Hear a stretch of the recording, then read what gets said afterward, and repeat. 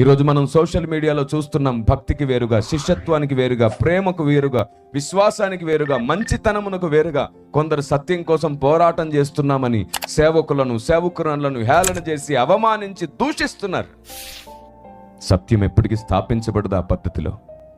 ఎందుకంటే పరిశుద్ధాత్మ దేవుడు అల్లరికి కర్త కాడు. ఆత్మీయులను బోధలో తప్పుగా పట్టుకుని వారిని హేళన చేయడానికి సినిమాకు సంబంధించిన వాటిని వాడి మీమ్స్ తయారు చేసి మరీ చేస్తుంటే వీరి మనస్సు ఏ పాటిదో అర్థమైవ్వట్లేదు మనకి. కానీ మనం ఏం చేస్తామంటే అలాంటి దుర్మార్గానికి మనం లైకులు కొడతాం, కామెంట్ చేస్తాం, సబ్స్క్రైబ్ చేసుకుంటాం, 10 మందికి ఆ తప్పుడు సమాచారాన్ని షేర్ చేస్తాం, ఒక చేదును విషబీజాన్ని షేర్ చేస్తున్నాం. మీకు తెలుసా, ఈ భూమి మీద ఒక సందిగ్ధ ప్రణాళిక కొనసాగుతుంది. సందిగ్ధం అంటే అవుననిపిస్తుంది, కాదనిపిస్తుంది, చేయాలనిపిస్తుంది, కూడదనిపిస్తుంది, ఉండాలనిపిస్తుంది, లేదనిపిస్తుంది. ఇలా సందిగ్ధం చాలా వరకు మనకు ఏర్పడుతూ ఉంటుంది. అప్పుడే అర్థం కాకుండా చాలా విషయాలు ఉంటాయి. మనుషులు ఎక్కువ మంది ఎక్కడుంటే అటు సపోర్ట్ చేసేస్తూ ఉంటాం.